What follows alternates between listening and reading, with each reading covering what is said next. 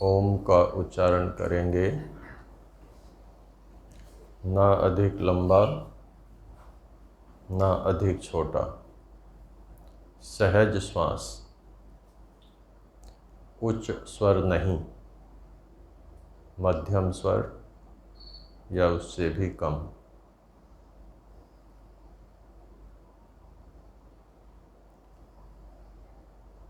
आपका ध्यान, आपका मन प्रणव ध्वनि पर होना चाहिए।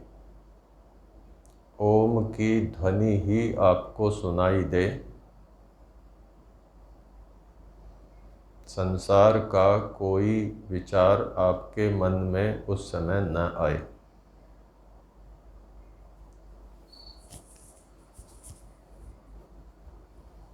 उच्चारण करेंगे।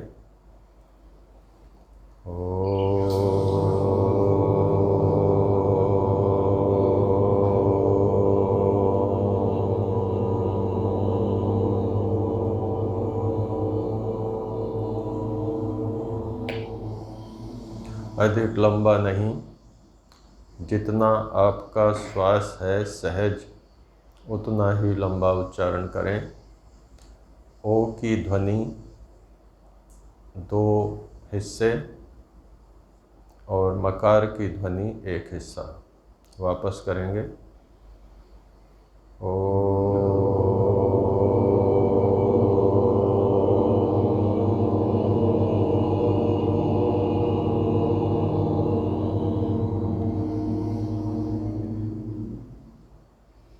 तीसरी बार करेंगे।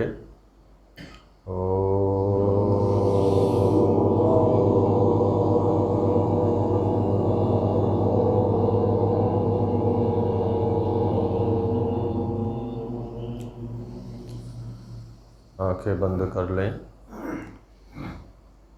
देखिए, ओम का लंबा उच्चारण किया जाता है अपने मन को बाहर की वृत्तियों से रोकने के लिए। जब हम बाह्य वृत्ति प्राणायाम करते हैं, बाहर श्वास जाता है ज़्यादा देर तक, तो हमारा मन एकाग्र होता है। मन में यदि कोई विकार है वो कम हो जाता है। यदि मन में विकार है तो लंबा उच्चारण करना चाहिए,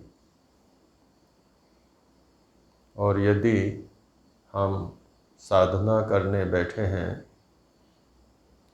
तो सहज श्वास से उच्चारण करना चाहिए। लंबे श्वास से उच्चारण करने से श्वास की गति बढ़ेगी। गति बढ़ेगी तो उसको सहज करने में आपको थोड़ा समय लगेगा। श्वास की बढ़ी हुई गति से साधना तुरंत प्रारंभ नहीं की जा सकेगी।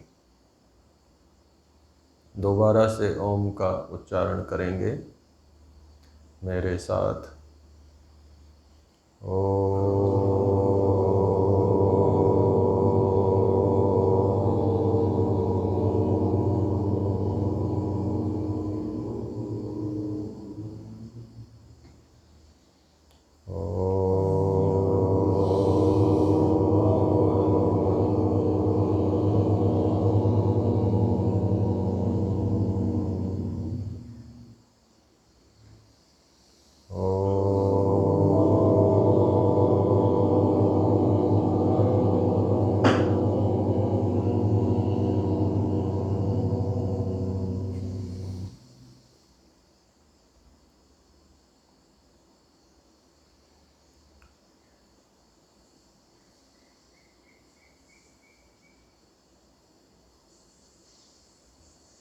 मन को बाहर के विषयों से रोक लें।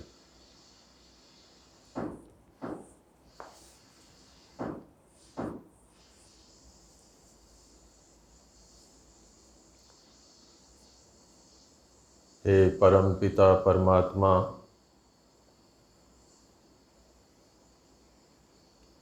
यह सारी सृष्टि आपने मेरे भोग और अपवर्ग के लिए बनाई। हे दयालु,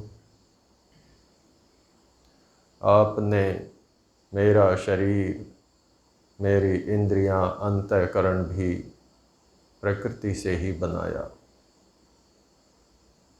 हे परमेश्वर, आपने मुझे भोग के साधन भी दिए और भोग के उपकरण भी दिए। परमपिता,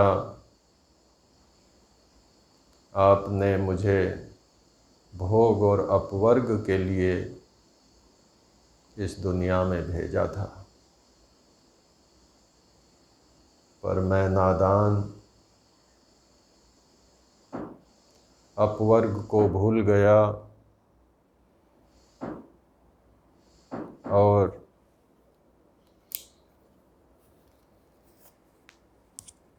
केवल भोगों में ही लगा रहा।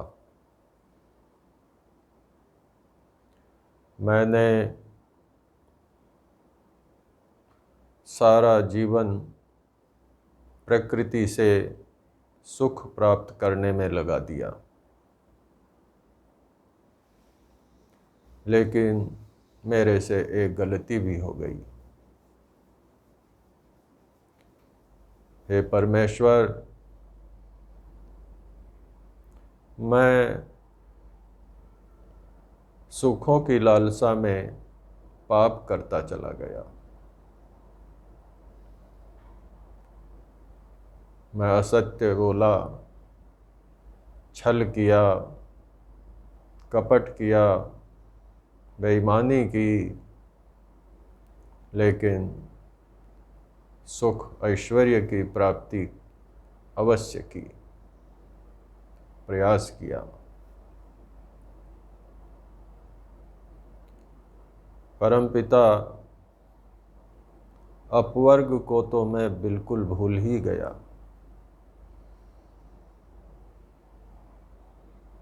परमेश्वर, अब मैं समझ गया हूँ कि प्रकृति के सुखों में दुख भी मिला हुआ है। प्रकृति से, भोगों से, विषयों से जो सुख मुझे प्राप्त हो रहे हैं, वो दुख मिश्रित हैं। ये सामान्य स्वर्ग तो है, लेकिन विशेष स्वर्ग नहीं है। ये दुखों की निवृत्ति तो है, लेकिन दुखों की अत्यंत निवृत्ति नहीं है। हे परमपिता, अब मैं अपने जीवन से सभी पापों को दूर करना चाहता हूँ। मैं दुख मिश्रित सुख नहीं चाहता। मैं शाश्वत सुख चाहता हूँ। मैं केवल सामान्य स्वर्ग नहीं चाहता, मैं विशेष स्वर्ग चाहता हूँ। मैं अपवर्ग चाहता हूँ। हे परमपिता, मेरा सामर्थ्य अल्प है, मेरी शक्ति अल्प है। मैं अपनी शक्ति से इस लक्ष्य को प्राप्त नहीं कर सकता। हे परमेश्वर, मैं आपसे प्रार्थना करता हूँ, आप इस लक्ष्य को प्राप्त करने में मेरी सहायता कीजिए। हे परमेश्वर, मेरी सहायता कीजिए। हे परमेश्वर, मेरी सहायता कीजिए।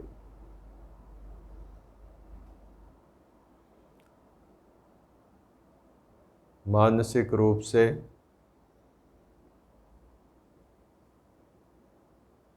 मन ही मन अपने शब्दों में, अपने भावों में परमपिता परमेश्वर से प्रार्थना करें।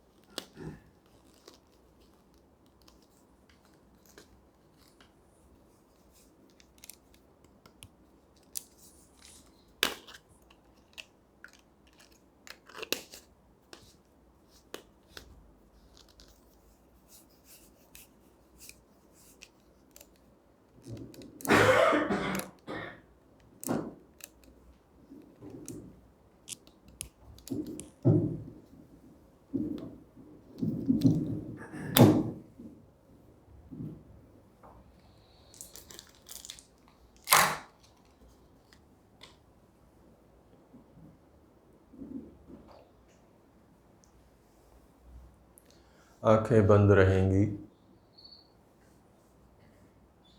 आंखें बंद रखिए।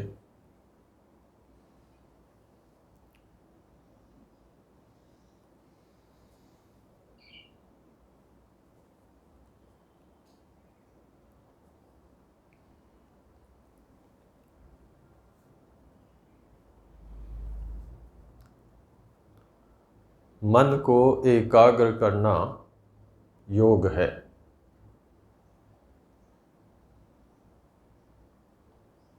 हमारा मन दूर दूर विषयों में जाता रहता है। जन्म जन्मांतरों से जाता रहा है। ऐसे मन को, जो जन्म जन्मांतरों से विषयों में जाता रहा है, जिसे बड़ा चंचल भी कहा जाता है, उसको एक ही क्षण, एक ही बिंदु पर रोक देना, एकाग्र कर लेना संभव नहीं लगता। हम उसके क्षेत्र को थोड़ा कम करेंगे। हम मन को अपने शरीर के अंदर ही अंदर रखेंगे, लेकिन किसी एक बिंदु पर रोकेंगे नहीं। मन एक समय में एक ही काम कर सकता है, इसलिए हम मन को काम भी देंगे।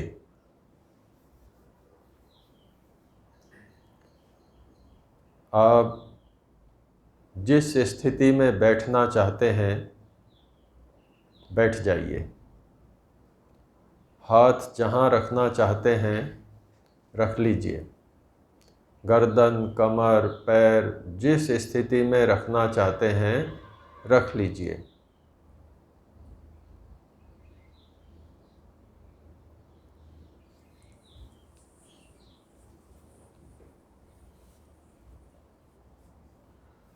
अब आपको अपने शरीर को नहीं हिलाना है। हाथों को नहीं हिलाना, पैरों को नहीं हिलाना, काष्ठवत हो जाना है। काष्ठवत, लकड़ी के जैसे बन गए हों, हिलना नहीं है। मन शरीर की स्थिरता में लगा रहे। हाथ नहीं हिलाइए। मन शरीर की स्थिरता में लगा रहे। मन का काम शरीर का जो अंग हिलना चाहे उसको रोके। मन का काम शरीर का जो अंग हिलना चाहे मन उसको रोके।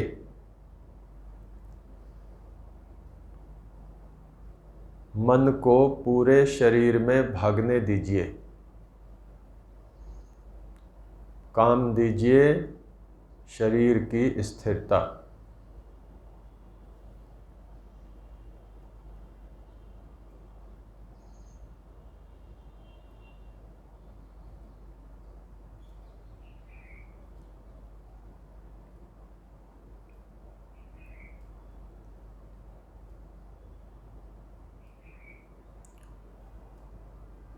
मन चंचल है। मन कहेगा हाथ थोड़ा ऊपर कर लूं, नहीं माननी मन की बात। मन कहेगा पैर थोड़ा ठीक नहीं है, ढीला कर लूं, नहीं माननी मन की बात। मन कहेगा गर्दन ज़्यादा सीधी हो गई या झुक गई, नहीं माननी मन की बात। मन कहेगा कमर तिरछी हो गई, सीधी कर लूं, नहीं माननी। मन की कोई बात नहीं माननी। मन हमारा उपकरण है। हम मन से काम ले रहे हैं।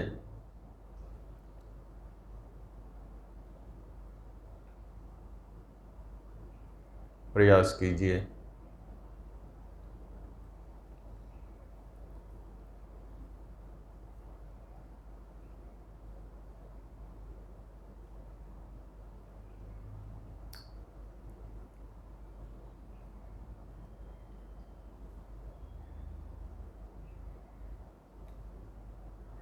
मन बाहर के विषय सोच सकता है। मन पुरानी साधना के अनुसार किसी बिंदु पर एकाग्र होने का प्रयास कर सकता है। मन ये सोच सकता है पास में कौन बैठे हैं, इनका नाम क्या है, मेरे बारे में सोच सकता है। मन को कुछ भी न सोचने दें। मन का काम शरीर को स्थिर रखना। मन का काम हाथ, पैर, गर्दन, कमर कुछ भी हिलने नहीं देना।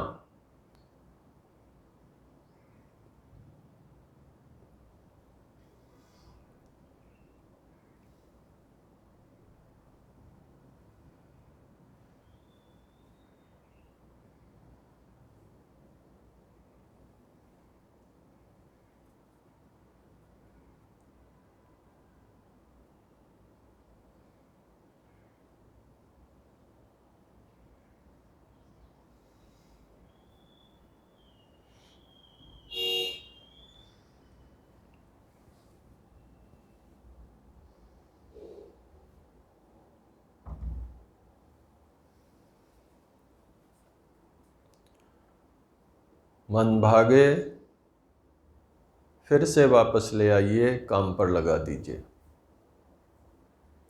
शरीर काष्ठवत रहे। मन शरीर में भागे फिरे। मन का काम शरीर के किसी अंग को हिलने नहीं देना।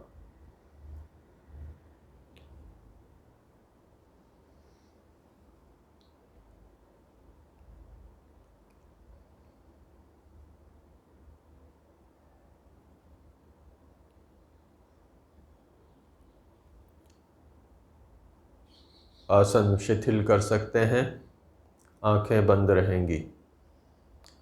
जो आसन शिथिल करना चाहते हैं वो कर लें, ढीले होकर बैठ जाएं, जैसे भी बैठना चाहते हैं।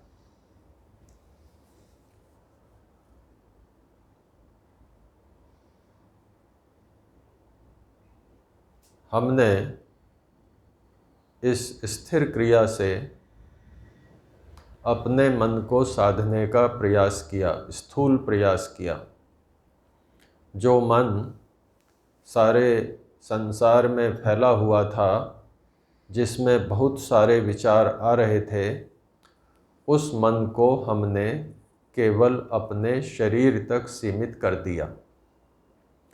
जो विचार आ रहे थे उनको रोकने का प्रयास किया, केवल शरीर की स्थिरता पर मन को लगाया। धीरे धीरे ये अभ्यास हो जाएगा। ये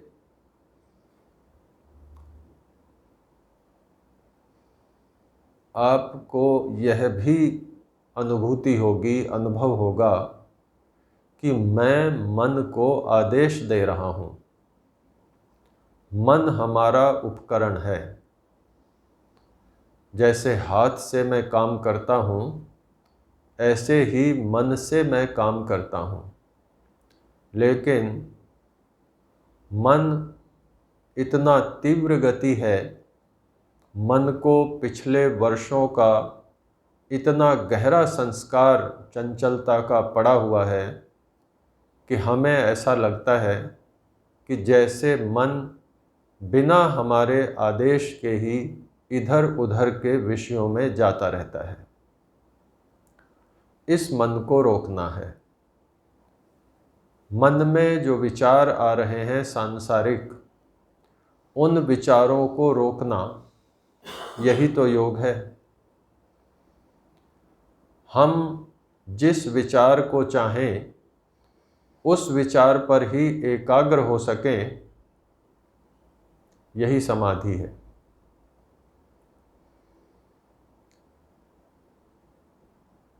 एक बार फिर से अपने आसन को स्थिर कर लें। जिस भी आसन में बैठना चाहते हैं बैठ जाएं। शरीर को काष्ठवत कर लें।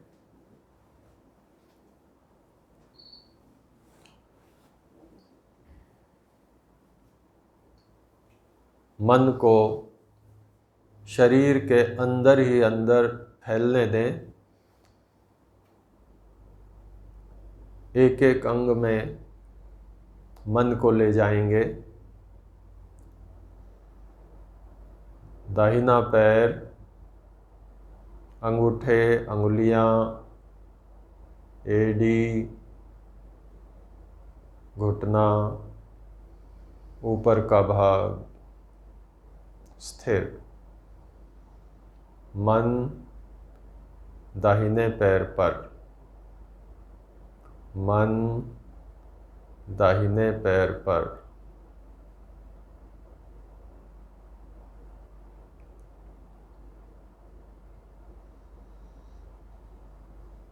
बायां पैर, अंगूठा, अंगुलियां, एड़ी, घुटना, ऊपर का भाग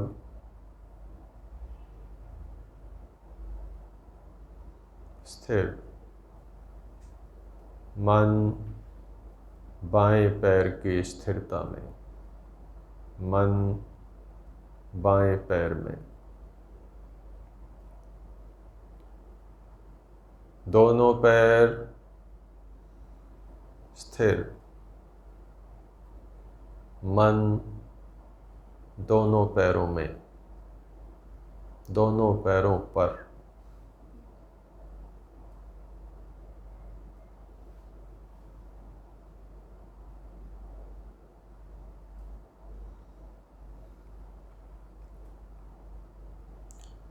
दाहिना हाथ, अंगुलियां, हथेली, कोहनी, कंधे तक स्थिर, हिलना नहीं। मन दाहिने हाथ में।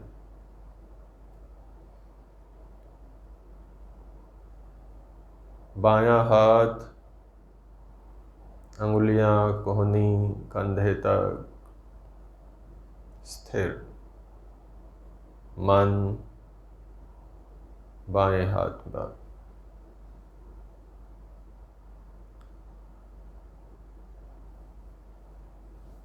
कमर नीचे से ऊपर की ओर स्थिर।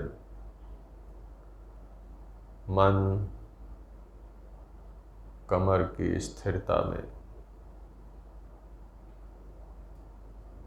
सामने का भाग स्थिर।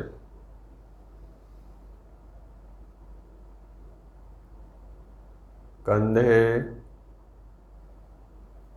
गर्दन स्थिर।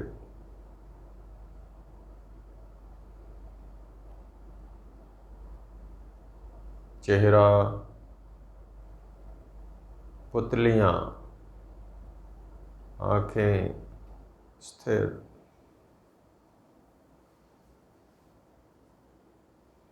आँखों की पुतलियाँ स्थिर।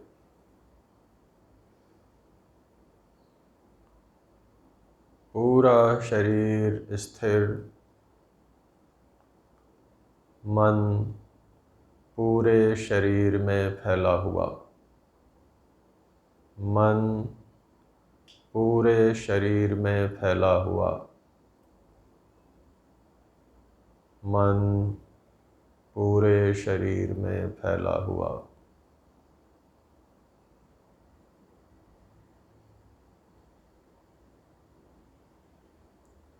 प्रयास करिए, मन पूरे शरीर में फैला हुआ।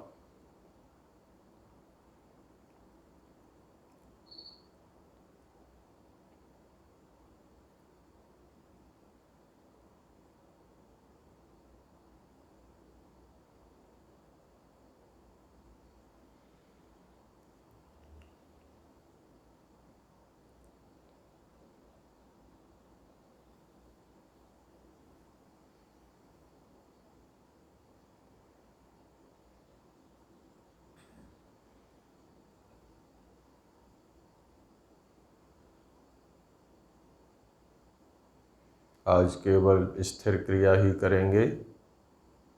अब प्राणायाम की पूर्व तैयारी। 10 श्वास गहरे लीजिए। ना अंदर रोकना, ना बाहर रोकना। 10 श्वास गहरे, सामान्य श्वास से थोड़ा ज़्यादा, लेकिन फेफड़ों का 75% भाग ही भरें और 75% भाग ही खाली करें। फेफड़े पर जोर नहीं आए, कोई ध्वनि नहीं हो, मुंह पर कोई प्रतिक्रिया नहीं हो,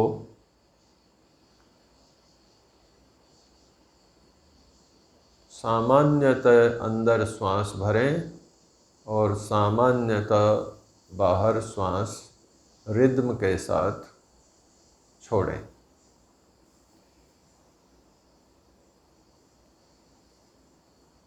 फिर से रिपीट। 75% से ज़्यादा फेफड़े नहीं भरने, 75% से ज़्यादा खाली नहीं करने। इतना श्वास भरना है कि 75% फेफड़ा ही फूले।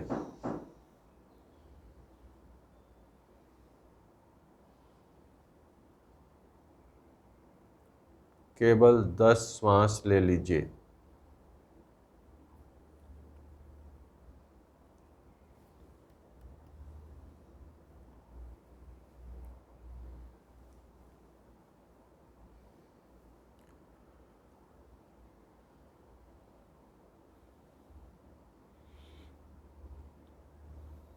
आंखें खोल लें, आसन शिथिल कर लें।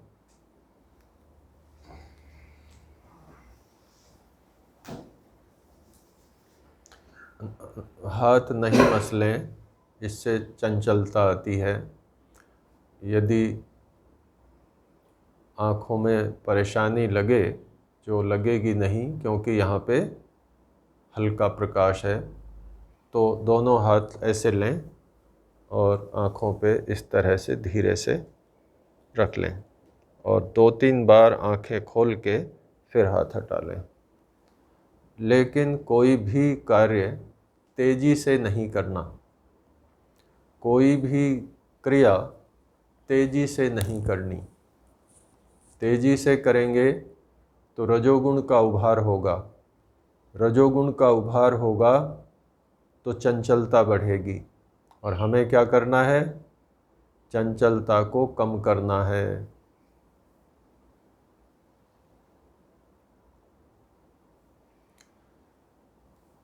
दो बार कर लें पर्याप्त है, या एक बार कर लें पर्याप्त है।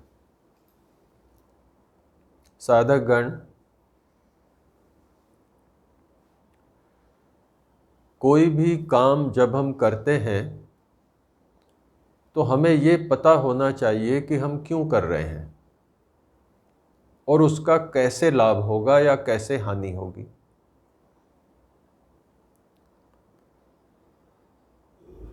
योगः समाधि, समाधि को योग कहते हैं। समाधि क्या है? जिस समय चित्त का समाधान हो। हमारे चित्त की कई स्थितियां हैं। जब हमारे चित्त में जब हमारे मन में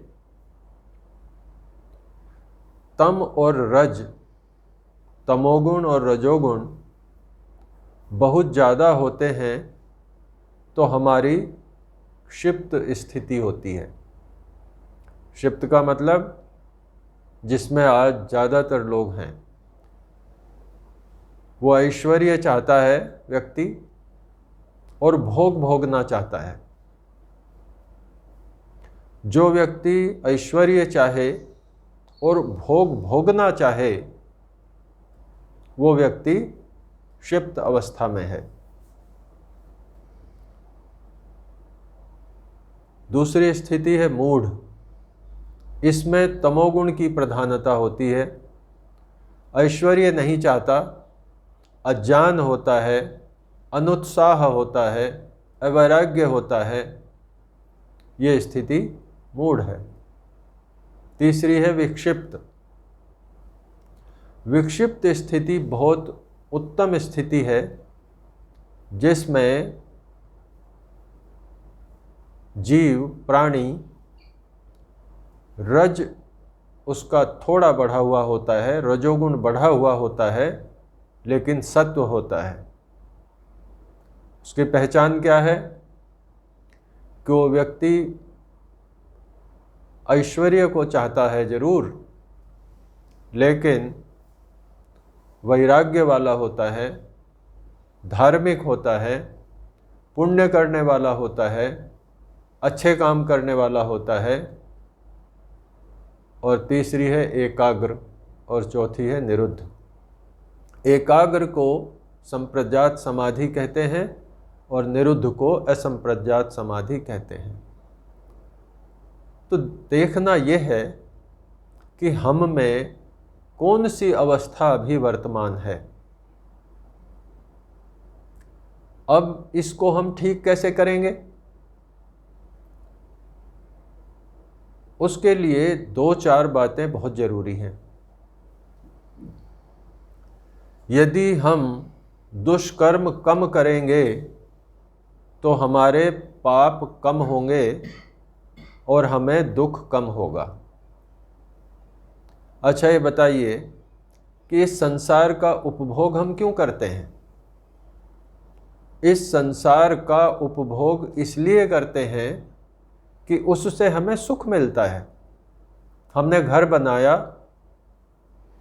वर्षा होती, उससे भीगते, वो दुख होता, उस दुख से बचने के लिए। कपड़े पहने, सर्दी गर्मी से बचने के लिए। गाड़ियाँ, दूसरी चीज़ें बनाई, आने जाने में हमें कष्ट नहीं हो, इसके लिए। हम इस प्रकृति से दुख दूर करते हैं और सुख प्राप्त करते हैं। इसमें कोई बुराई नहीं है। बुराई कहाँ है? जिस समय हम झूठ, कपट, छल, बेईमानी, धोखाधड़ी, इन सब के साथ में सुख प्राप्त करना चाहते हैं, हम ये सब करते हैं उल्टे काम, और फिर हमें इस प्रकृति से, इन भोगों से, इन विषयों से सुख मिलता है और हम खुश होते हैं। बस यही पकड़ने वाली बात है। महर्षि कहते हैं अभ्युदय क्या है?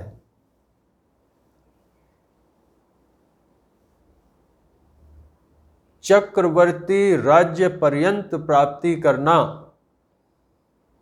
आप सारे के सारे सुखों के साधन अपनाइए, कमाइए, लेकिन वो पाप पूर्वक ना हो। सारे सुखों के साधन लीजिए, खूब बड़ा घर बनाइए, पर किसी की झोपड़ी को तोड़कर नहीं। खूब अच्छे कपड़े पहनिए, लेकिन किसी के कपड़े उतार कर नहीं। बहुत सारे उदाहरण आप अपने जीवन में ले सकते हैं। बस इतनी सी बात है जो हमें करनी है कि हमें पाप के आधार पर, दुष्कर्मों के आधार पर कोई सुख प्राप्त नहीं करना। आप कहेंगे कि हम तो व्यापार करते हैं, सत्य से तो काम ही नहीं चलेगा। जब सारे दुकानदार असत्य का व्यवहार कर रहे हैं तो हमारे सत्य के व्यवहार से कौन आएगा? नहीं। ये विश्वास होना चाहिए। जब हम कहते हैं सत्यमेव जयते, तो केवल कहने के लिए थोड़ी है। हमारे ऋषियों ने यदि कहा है तो वो सत्य है। निश्चय मानिए, सत्य के रास्ते पर चलने में कभी नुकसान नहीं होता। बहुतों का अनुभव है, और यहाँ हम में से जो लोग बैठे हुए हैं उनका भी बहुतों का अनुभव है, और मेरा भी अनुभव है। सत्य के रास्ते पर नुकसान नहीं होता। तो हमें सबसे पहले क्या करना है? कुछ नए साधक हैं, इसलिए हमें सबसे पहले अपने जीवन से पापों को हटाना है। पापों का फल क्या होता है? पाप का दुख। और हम दुख चाहते नहीं, हम चाहते हैं सुख मिले। तो जब हम सुख चाहते हैं तो हमें पाप से दूर रहना होगा। अब ये कैसे रहेंगे? यदि हमारे मन में ये बात अच्छी तरह घर कर जाए कि मैं जो भी सुख के साधन, जो भी पद, जो भी ऐश्वर्य, जो भी समृद्धि पाप कर्मों के साथ प्राप्त करूंगा, वो मेरे पास टिकेगी नहीं। मुझे उससे तात्कालिक सुख तो हो सकता है, लेकिन अंततः दुख ही दुख होगा। ये विश्वास अपने मन में जब हम बैठा लेंगे तो निश्चित रूप से पाप करने में हम हिचकेंगे, पीछे हटेंगे। दूसरा, ईश्वर सर्वव्यापक है। जिस भी सत्ता को आप मानते हैं वो सर्वव्यापक है, इस संसार के कण कण में विद्यमान है, और हमारी आत्मा में भी है। परमात्मा का दर्शन आत्मा में ही होता है, तो हमारे आत्मा में भी परमात्मा है। हम जो कुछ कर रहे हैं, बोल रहे हैं, सोच रहे हैं, विचार कर रहे हैं, ईश्वर उस सब को देख रहा है। यदि हमारे मन में ये विचार प्रबल हो जाए कि ईश्वर हमें देख रहा है, और यदि ये विचार प्रबल हो कि पाप का फल दुख ही मिलेगा, तो हम बचेंगे। और तीसरी बात, ईश्वर अच्छे कर्मों का अच्छा और बुरे कर्मों का बुरा फल देता है। ये संभव नहीं कि हमने कोई कर्म किया और उसका फल हमें नहीं मिले। यदि हम पाप कर रहे हैं, दुष्कर्म कर रहे हैं, तो उसका फल निश्चित रूप से दुख के रूप में मिलेगा। और यदि हम अच्छे कर्म कर रहे हैं, पुण्य कर रहे हैं, तो उसका फल निश्चित रूप से सुख के रूप में मिलेगा। परम पिता परमात्मा के यहाँ ऐसा कोई विधान नहीं है जिसमें पाप या पुण्यों के फलों को हटा दिया जाए, न भुगाया जाए।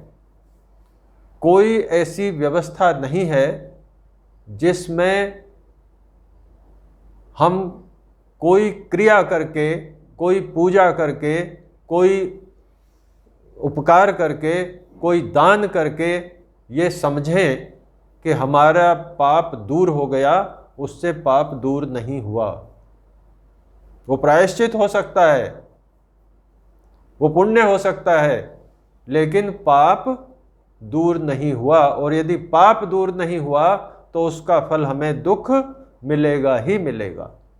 आप ये नहीं समझें कि मान लीजिए हमारे पास इतनी बड़ी ढेरी पाप की है और हमने इतनी बड़ी ढेरी पुण्य की कर दी तो ये पाप हमारे हट गए। पाप नहीं हटेंगे। पापों का फल, दुख हमें फिर भी वहन करना पड़ेगा, सहन करना पड़ेगा। तो ऐसी स्थिति में किसी भी साधक के लिए सबसे पहला काम क्या है? यम और नियम। और यम और नियम क्या है कि संसार के प्रति हम किस तरह से व्यवहार करें और अपने प्रति हम किस तरह से व्यवहार करें। ये सिद्धांत आप सब जानते हैं, लेकिन इन सिद्धांतों को जान के इन पर दृढ़तापूर्वक काम करना जब शुरू हो जाएगा तभी अध्यात्म की यात्रा शुरू हो जाएगी।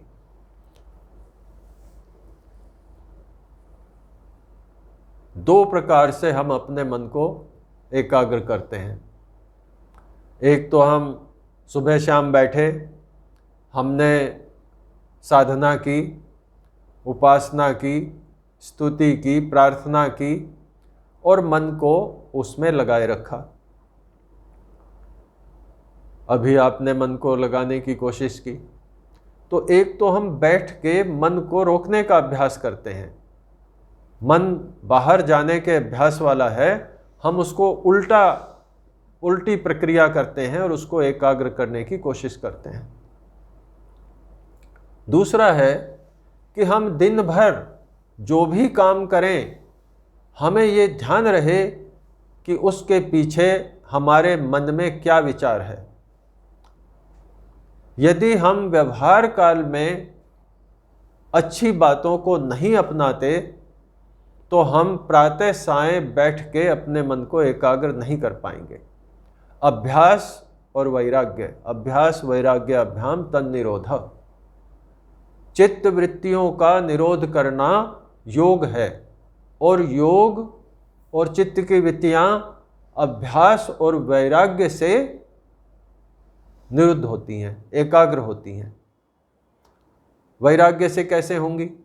जो अभी हमने बात की, जब हम किसी वस्तु का सही सही पता कर लेंगे, हमें पता हो कि अग्नि में हाथ लगाएंगे तो जलेगा, तो निश्चित रूप से अग्नि से दूर रहेंगे, हाथ नहीं जलाएंगे जानबूझकर।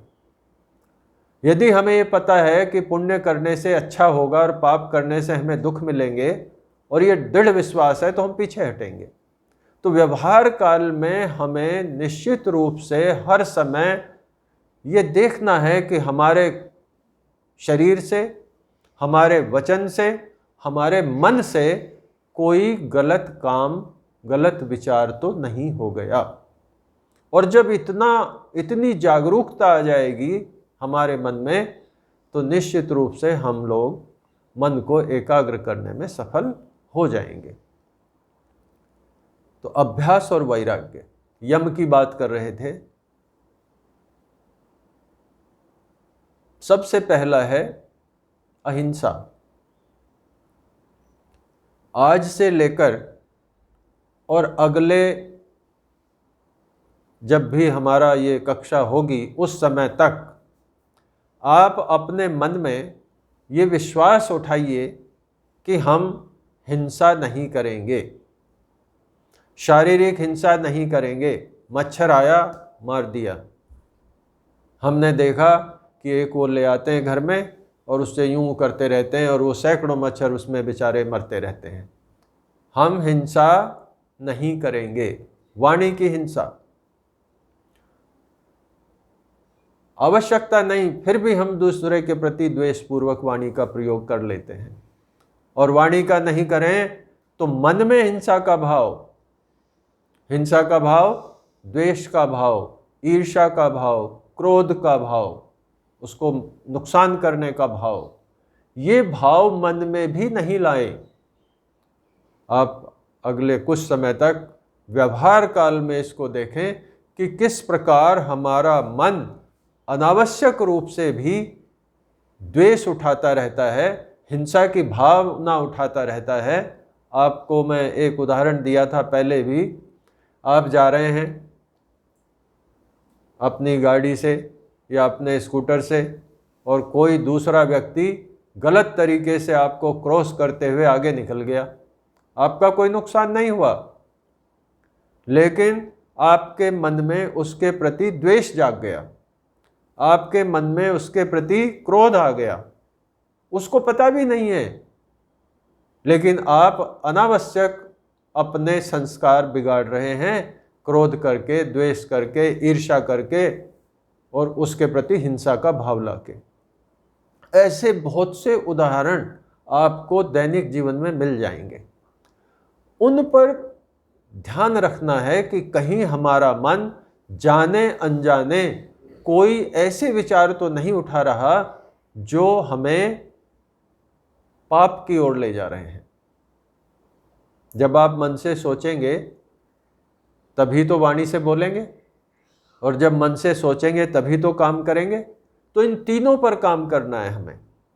आप ये नहीं समझिए कि मन से सोचने से पाप नहीं हुआ। यस, पाप नहीं हुआ, मान लेते हैं, लेकिन क्यों नहीं हुआ? आपने मन में सोचा, द्वेष लाया, ईर्ष्या लाए, किसी के हिंसा लाए, द्रोह लाए, तो आपका वही संस्कार प्रबल हो गया और आपके मन में जो हिंसा की ढेरी पहले पुराने संस्कारों के रूप में पड़ी हुई है, उस ढेरी में और एक जुड़ गया, फिर एक जुड़ गया, एक जुड़ गया, बड़ी होती चली गई। और हमारा कर्तव्य क्या है? हमारा कर्तव्य है कि हम उस ढेरी को छोटी करें, हम उसको और ना बढ़ाएं। हमारे घर में हम और मिट्टी ना लाएं, हम रोजाना उसको साफ कर दें, बाहर निकाल दें मिट्टी को। हमारा कर्तव्य ये है। तो ये अभ्यास और वैराग्य, सुबह शाम बैठकर मन को एकाग्र करने का अभ्यास कीजिए। आज तो पहला दिन है, अभी हम बहुत सारे अभ्यास हम यहाँ करेंगे। तो सुबह शाम बैठकर ये करिए और दिन भर हर समय निश्चित रूप से ये देखिए कि हम कोई गलत बात कर, बोल या सोच तो नहीं रहे। और अगले समय तक हिंसा के ऊपर अपने को काम करना है कि हमारे मन में हिंसा का कोई भाव नहीं आए, हमारी वाणी से किसी के प्रति हिंसा न निकले और हम अपने शरीर से किसी की हिंसा न करें। इस तरह से धीरे धीरे करके हम आगे बढ़ेंगे, जरूर बढ़ेंगे।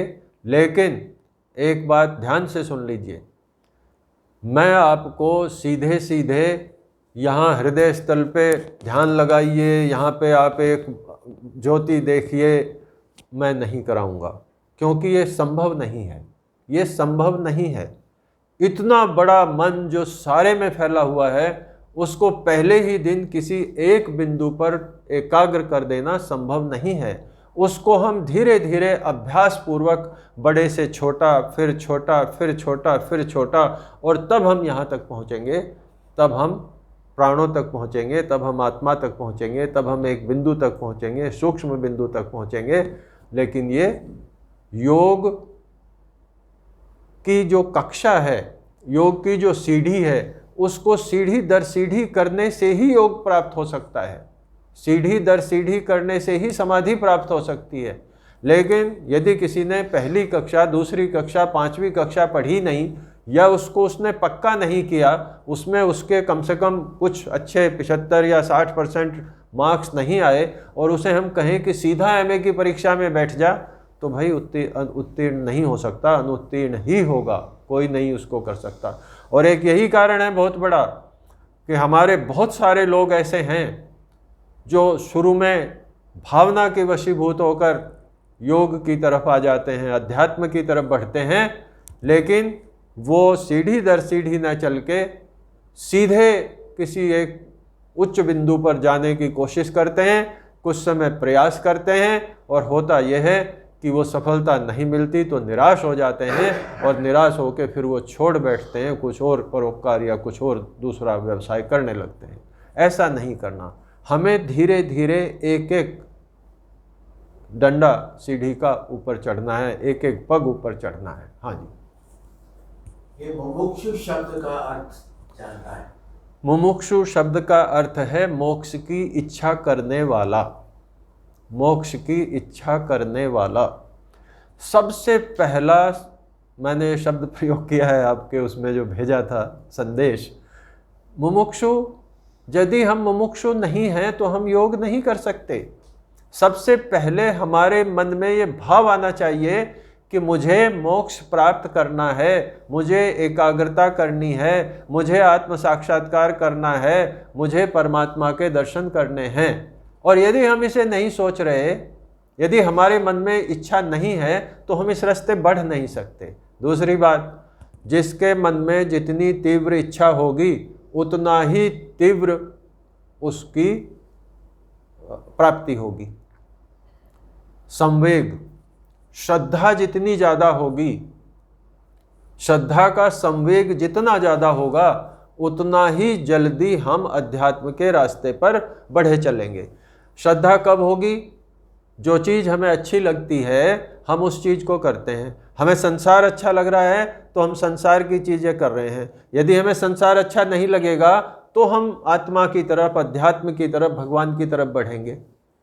दोनों काम नहीं हो सकते, और यदि दोनों होंगे तो दोनों में निपुणता नहीं होगी। यदि आप में से जो गृहस्थ हैं उनको तो अपने व्यावहारिक जीवन में और सुबह शाम बैठकर अध्यात्म के सारे नियमों का पालन करना चाहिए, और जो बड़े हैं उनको तो पूर्णकालिक स्वाध्याय करना चाहिए, पूर्णकालिक साधना करनी चाहिए, पूर्णकालिक योग करना चाहिए। और पूर्णकालिक योग क्या है? प्रातःकाल उठे, तैयार हुए, 3 घंटे कम से कम बैठे, साधना की, प्राणायाम किया, उपासना की, उठे, आपने यज्ञ किया, नाश्ता किया, फिर उसके बाद स्वाध्याय करने लग गए।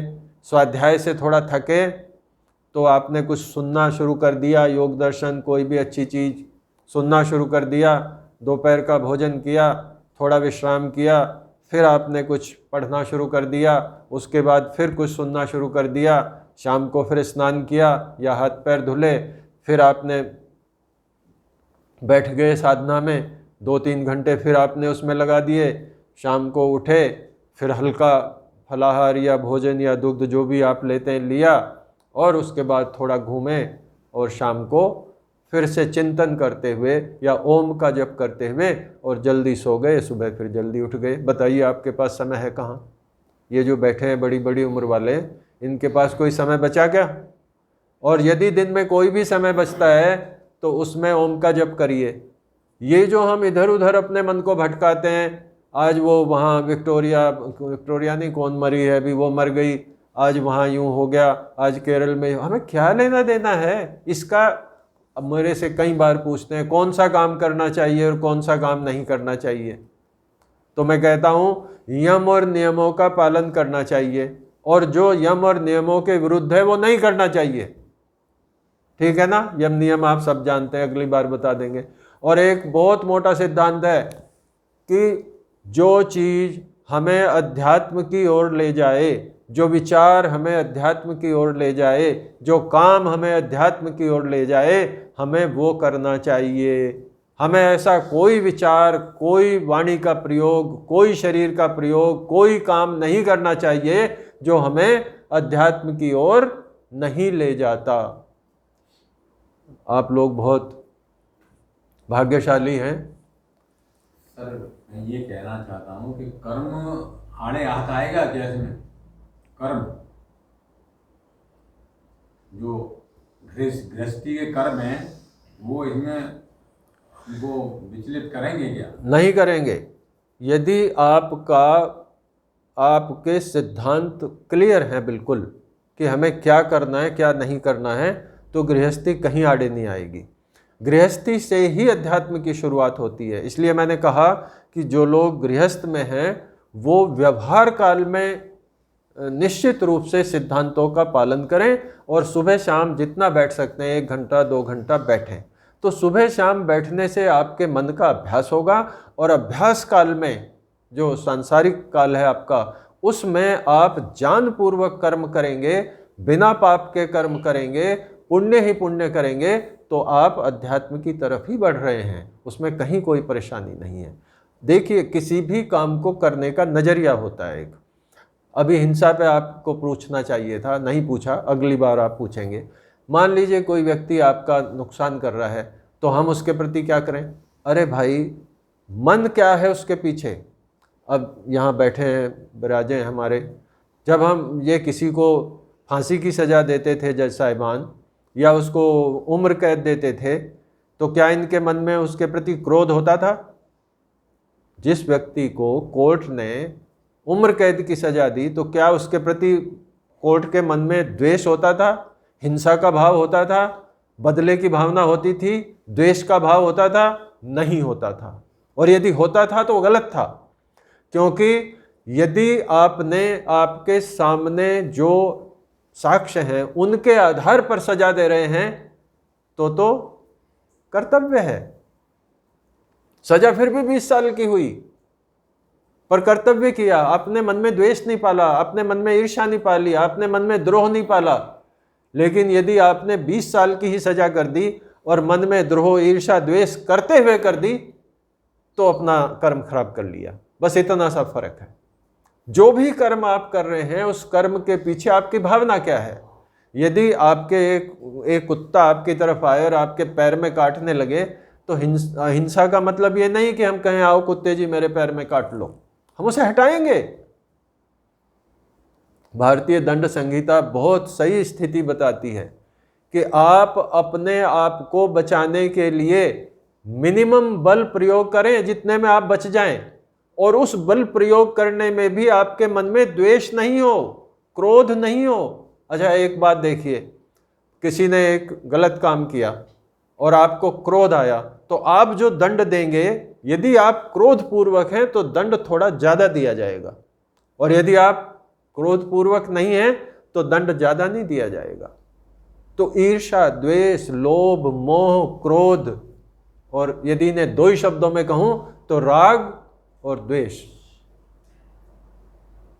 किसी भी वस्तु में यदि आप राग करके कोई निर्णय लेंगे तो गलत निर्णय होगा। वो तात्कालिक आपको अच्छा लगे तो लगे, और किसी भी वस्तु में, किसी भी बात में यदि आप द्वेष करके निर्णय लेंगे तो गलत निर्णय होगा। बस इतना सा कर लीजिए कि आप राग और द्वेष के बिना अपने दिन भर के व्यवहार करते रहिए। व्यवहार वही होगा, व्यवहार वही होना है। गाड़ी आप वही चला रहे हैं। आपके बहुत सारे लोग आएंगे जो आपको काट के चले जाएंगे या आपको पास से निकल के चले जाएंगे। बस इतनी सी बात है कि हमें द्वेष का भाव नहीं लाना, हमें ईर्ष्या का भाव नहीं लाना, हमें द्रोह का भाव नहीं लाना, हमें हिंसा का भाव नहीं लाना। भाव कह रहा हूं, करना तो बहुत बड़ी बात है, करना तो है ही नहीं, वाणी से बोलना तो है ही नहीं, मन में भी नहीं लाना। और ये बहुत बड़ी तपस्या है। यदि किसी व्यक्ति ने हमारा अपकार किया है, उसके प्रति हमारे मन में हिंसा की भावना ना आए, हम अपने आप को बचाएंगे। हो सकता है हम उसका नुकसान करें, लेकिन अपने आप को बचाने में, उसका नुकसान करने में हमारे मन में हिंसा की भावना नहीं होनी चाहिए, द्वेष की भावना नहीं होनी चाहिए, द्रोह की भावना नहीं होनी चाहिए, ईर्ष्या की भावना नहीं होनी चाहिए। ये है अहिंसा। करिए आप अगले समय तक। तो भाई वो मैं क्या करता हूँ कि रंग रलियों की गलियों में कई लोग भटकते हैं, रंग रलियों की गलियों में सब लोग भटकते हैं, प्रभु प्रेम की गली में, प्रभु प्रेम की गली में आता है कोई कोई, प्रभु प्रेम की गली में आता है कोई कोई, रोती है सारी दुनिया, रोती है सारी दुनिया, गाता है कोई कोई, इन मस्तों की बस्ती में, इन मस्तों की बस्ती में आता है कोई कोई, इन मस्तों की बस्ती